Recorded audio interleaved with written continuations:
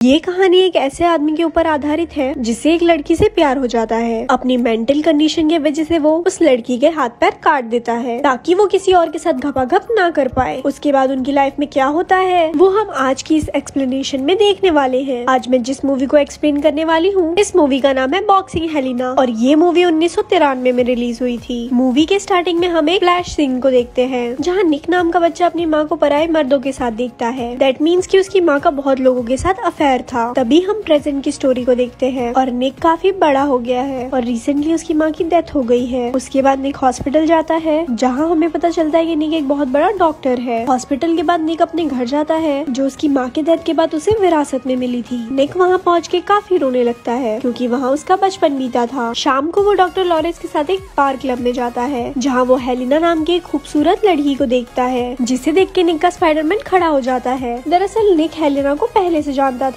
कुछ समय पहले ये दोनों एक रिलेशन में थे और बाद में हेलिना ने निक को छोड़ दिया था, पर निक अभी भी इस आस में था कि एक दिन हेलिना लौटकर जरूर आएगी। रात में निक अपनी वाइफ के साथ डिनर करने के बजाय जॉगिंग पर जाता है। रास्ते में उसे हेलिना की कार नजर आती है और वो हेलिना के घर चले जाता है, पर गेट नॉक करने की उसकी हिम्मत नहीं होती, इसलिए वो पेड़ पर चढ़ जाता है और उसे देखने लगता है। हेलिना अकेले ड्रिंक ले रही थी लेकिन तभी उसे पता चलता है कि वो अकेले नहीं है और रे नाम का लड़का उसके साथ घपाघप कर रहा है जिसे देखकर निक अंदर से टूट जाता है और वो रास्ते में टेलीफोन बूथ पर आकर लॉरेंस को कॉल करके बोलता है कि मुझे हेलिना वापस चाहिए। लॉरेंस बोलता है कि तुम उसे भूल जाओ और तुम अपनी वाइफ एनी के बारे में सोचो। जिसके बाद निक अपने घर चला जाता है। अगले दिन निक अपने घर पर एक छोटी सी पार्टी रखता है और रात में वो हेलिना के घर के बाहर गाड़ी लगा के उसके एक झलक का इंतजार करता है, लेकिन निक उसका इंतजार करते करते सो जाता है लेकिन हेलिना नहीं आती। इधर एनी भी निक का इंतजार करते करते सोफे पे ही सो जाती है। तब अचानक से निक की आँख खुलती है और वो भागते हुए एनी के पास आ जाता है। घर आने पे उसे पता चलता है कि एनी सो चुकी है लेकिन निक अभी भी नहीं सोता क्योंकि उसे प्यार का बुखार लगा था। वो उस टाइम पे हेलिना को कॉल करता है। हेलिना अपनी नींद खराब करके बहुत मेहनत से घपाघप कर रही थी। फोन उठाने के बाद निक को उसकी घपाघप की आवाज सुनाई देती है जिसके कारण निक की बात करने की हिम्मत नहीं होती और वो फोन काट देता है। इधर हेलिना का भी मूड खराब हो जाता है क्योंकि रे उसे अच्छे से सेटिस्फाई नहीं कर पा रहा था। दोनों के बीच इसी बात से बहस हो जाती है और रे वहाँ से चला जाता है। अगली सुबह रे फिर से हेलिना के घर पर आकर क्लब जाने के लिए इनवाइट करता है, पर हेलिना बोलती है कि मैं थोड़ी बिजी हूँ क्योंकि मुझे एक छोटी सी पार्टी में जाना है। कल मैं मैक्सिको चली जाऊंगी। जिसे सुन के रे वहाँ से गुस्सा होकर चला जाता है। शाम को निक के घर पे पार्टी थी और सारे गेस्ट आए हुए थे लेकिन निक की निगाहें किसी और को ही ढूंढ रही थी। थोड़ी देर में हेलिना वहाँ आ जाती है और निक उसे देख के काफी खुश होता है। हेलिना निक से बोलती है कि अब तुम यहाँ रहते हो?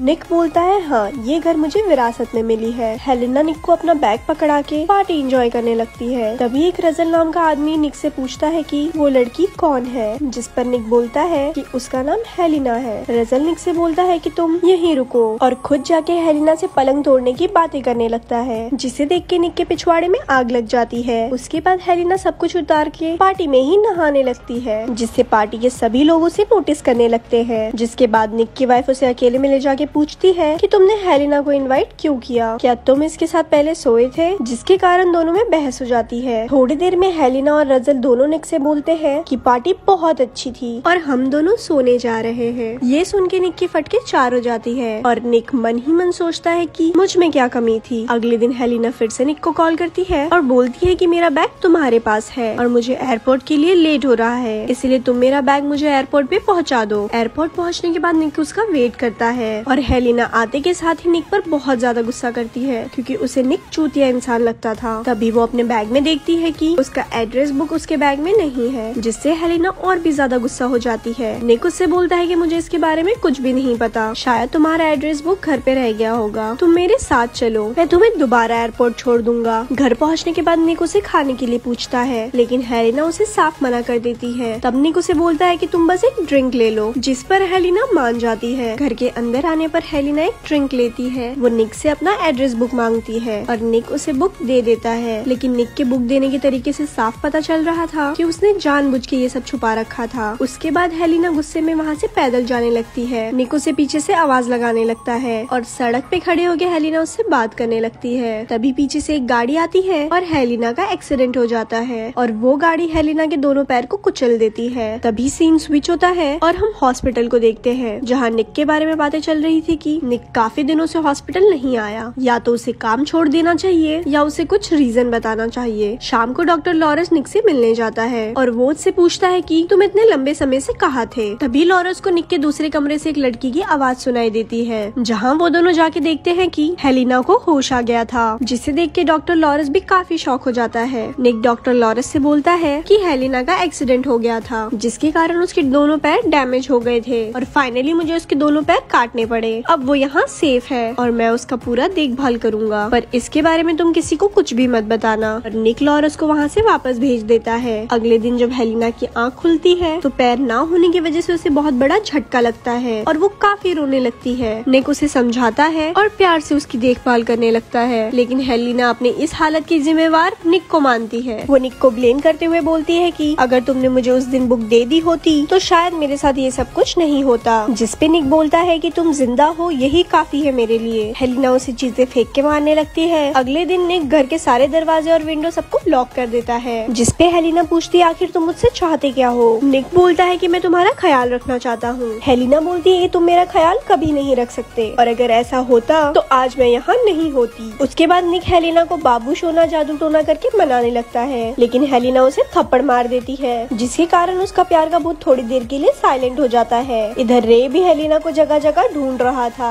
एक दिन निक की वाइफ उससे मिलने के लिए आती है, जिसे देख के हेलिना काफी चिल्लाने लगती है, पर निक उसके मुँह पे कपड़ा लगा के उसे छुपा देता है। एनी ने काफी दिन से किया नहीं था, इसलिए वो आते के साथ निक के ऊपर चढ़ जाती है और घपाघप शुरू कर देती है, जिसे चुपके से हेलिना भी देख रही थी। निक को एनी में हेलिना नजर आ रही थी और वो उससे बहुत ज्यादा प्यार करने लगता है, लेकिन थोड़ी देर में निक का मूड और तबियत दोनों खराब हो जाती है, जिसे देखकर एनी बोलती है कि हम फिर कभी करेंगे। निक एनी पे बिल्कुल भी इंटरेस्ट नहीं लेता, जिसके कारण वो गुस्से में वहाँ से चली जाती है और निक भी यही चाहता था। रे भी उसे चुपके से गार्डन से देख रहा था, क्योंकि उसे निक पर शक था, क्योंकि रे के हिसाब से हेलिना लास्ट टाइम निक के पार्टी में ही आई थी। अगले दिन हेलिना और निक में कहासुनी हो जाती है और हेलिना उसका गला दबाने लगती है, जिसके बाद निक हेलिना के दोनों हाथ काट देता है। अभी कम से कम धोने के लिए तो छोड़ देता। एक दिन हेलिना निक से पूछती है कि तुमने मेरे साथ ऐसा क्यों किया। वो उससे एक गन मंगवाती है और कहती है कि तुम मुझे शूट कर दो, क्योंकि ऐसी जिंदगी से मर जाना बेहतर होगा, पर निक उसे शूट नहीं कर पाता। दूसरे दिन निक एक नई लड़की को बुला के उसके साथ घपाघप करता है, जिससे हेलिना भी काफी एंजॉय करती है। अगले दिन हेलिना निक से पूछती है कि क्या तुम सच में मुझसे प्यार करते हो। निक बोलता है कि हाँ। हेलिना बोलती है कि मुझे किस करो, और किस करते समय दोनों घपाघप करने लगते हैं, लेकिन घपाघप के बीच में रे वहाँ आ जाता है और वो हेलिना की ये हालत देख के निक को बहुत मारता है। वो निक को जान से मारने वाला था, लेकिन हेलिना बोलती है कि तुम उसे छोड़ दो और उसे वहाँ से जाने के लिए बोलती है। रे वहाँ से चला जाता है और हेलिना जोर जोर से आवाज लगा के निक को उठाने लगती है। जब निक की आँख खुलती है तब वो देखता है कि ये सब कुछ एक सपना है। हेलिना का बस पैर फ्रैक्चर हुआ था और उसका हाथ पैर सही सलामत था। लास्ट में हम व्यूवर्स को पता चलता है कि ये सब कुछ निक की ओवर थिंकिंग की वजह से हुआ था और निक की मेंटल कंडीशन कुछ ठीक नहीं थी।